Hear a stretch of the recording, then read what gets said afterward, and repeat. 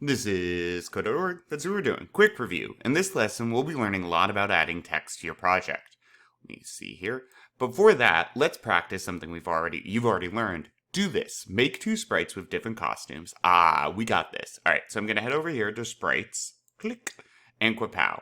Different costumes, so I'm going to drag out this one, and I'm just going to grab both right away so I don't forget. Otherwise, I'll forget. And grasshopper. Ooh, I like a blue. Ooh, that one's bigger. And then, lion? Yeah. Okay. Different costumes. Give each sprite a different location. Oh, alright. And reminder, okay? So we can change the location by clicking on this little dot thing. It's supposed to be a pin, but it's a dot thing in my head. Clicking on the dot thing. Grasshopper. I'm gonna put you up in the grass. And the lion, just hanging out on the sidewalk.